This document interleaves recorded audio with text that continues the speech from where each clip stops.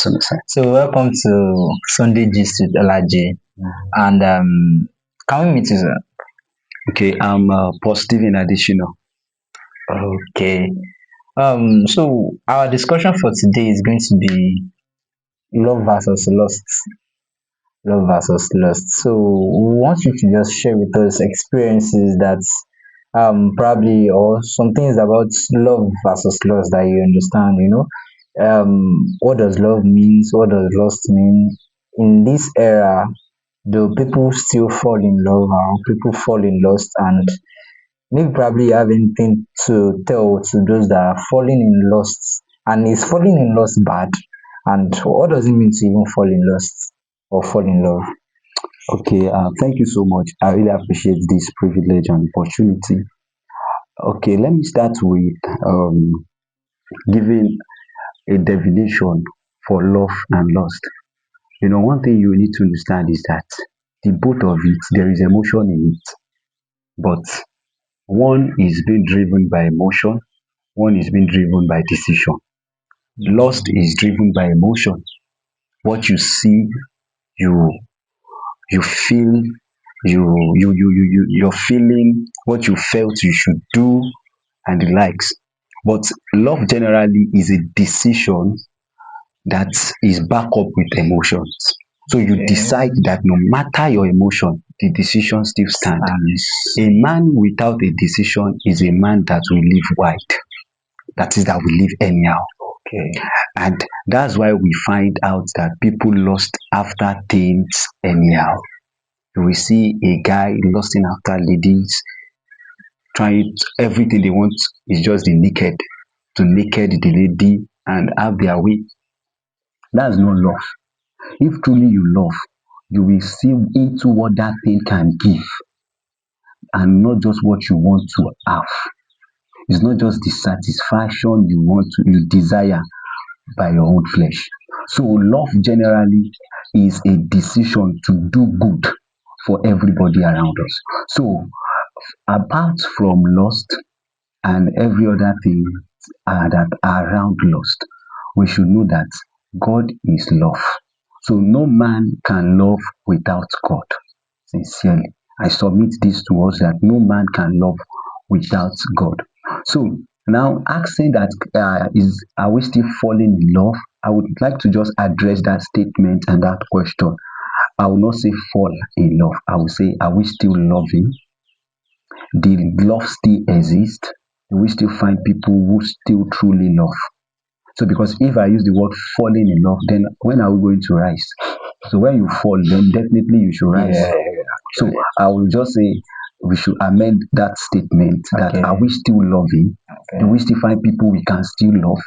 Are there still sisters that truly love brothers? Are there still brothers that truly love sister and not lost? And how do you know self that this person truly loves you? You know those who loves you if they are in alignment with your purpose. And those that want you to be good, everything that they want from you is not the satisfaction, is not the benefit you can offer, Okay. is seeing you doing well in purpose and in life. Even you might not give them dime, Mm. and yet they will do everything, they will go extra mile to make sure you are good. So this is how you know those who love you. They love your purpose, they love your dream, they want to make sure you achieve your dream, they want to make sure you achieve your goal. That's how we know those who truly love you. So, and people still lost after things that they see. In our generation, we have people. Let me share with you some of my own experiences personally. I bless God for salvation, but before I gave my life to Christ, or better still, I received the life of Christ. I lost after a certain lady. She's not that beautiful. Let me use the word. Everybody is beautiful. Yeah. But after I notice where I'm going and I can see clearly into purpose, I know that is not about beauty. It's about the purpose. Gogo. So I lost after her. Everything I want from her is just to have my way around her. As the devil will have it, one day, faithful day, I went to visit her. She said she's sick and the like. I went to visit her. I bless God for his intentionality about my life, I should have my way. Then, because I noticed that she also lost after me. Oh. So the both of us, lost in, come together. Then lost will now give birth to death. Lost plus lost. Will give birth to sin. Then sin will now give birth to death. That's it. So that's the gradual process. Lost gradually we produce out sin, and that's why the scriptures encourage us to flee from all youthful lust. Why? Because the end goal of youthful lust is that it brings out sin. I noticed when I visited her, I've or in my thoughts, in my mind, I've already undressed her. So we were talking, and even her personally, she is half dressed. Wow. Her dad, her mom, they are not at home. Siblings are not at home. She's the only one. So I was like, this is a good. And she should just introduce sex to me. I was like, wow, God, you are good. Not knowing that the devil is the one orchestrating. But I bless God for his intentionality. I just heard a knock, heavy knock from my head. Wow. Then I came to my consciousness. What the consciousness of what I came to is what I will share now. I came to my consciousness. The consciousness is that I realize where I'm going to. So when I know when I'm going to, I shun every emotion. Because sometimes emotion can deny our purpose. Emotion can be an obstacle to our lifting. Emotion can be an obstacle to our fulfillment. At that point, I was like, no, emotion cannot deny it. I stood up and I went. So when I got home, I was like, this lost, this not love. So it's very possible we still have people that are still lost. And lost is of the flesh. Love is of God. Something is. Okay, thank you very much for that beautiful experience. Well, what do we call this boyfriend and girlfriend thing? Do we call it love or do we call it lost? A lot of people are like, okay, I have a boyfriend, probably from 16, even secondary school students having boyfriend and girlfriend. Do we call it love or do we call it lost? Okay. Based on that, I'll first start with our dictionary meaning. Okay. When you check through some dictionaries, they are going to define boyfriend, girlfriend as a sexual connection. But that is just English. When we understand it, boy and friend, that is any male counterpart of my friend is what I will address them as boyfriend. Any female counterpart, I will address them as girlfriend. So the word generally is not the issue. Okay. The issue is what they are doing in that relationship. So we cannot, if we call it lost, and without us seeing what they are doing, then it's not yet lost. Can you? Okay, I've seen a lot of people that they say that they break up from relationships, boyfriend and girlfriend that we just talked about, and they say that they break up from relationship. I don't know, and I tend to start asking my question that okay, can you unlove what you love? Probably you love someone one time, and probably you're not saying that you don't love this person again. Now you're unloving. Is it possible to unlove what you've loved? Okay, number one, I would say that is ignorance. It is lack of understanding. You do not understand the word love.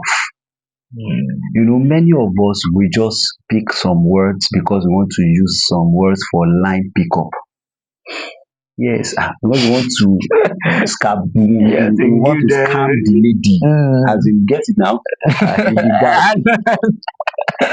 Because you want to make sure you bust the brain of the lady. You say love. So the lady too, out of ignorance, she will not be no. Because if truly you love, you cannot unlove. I will not say you will. You cannot. Why? Because love is internal. Love is not limited to season and time. Love is eternal. Why? Because the person who formed love, like is the founder of love, is God, and God is eternal. And that's why marriage is eternal. Divorce is not good in marriage. So unloved is not good enough. If truly love is what drove you into that relationship, you cannot unlove the person.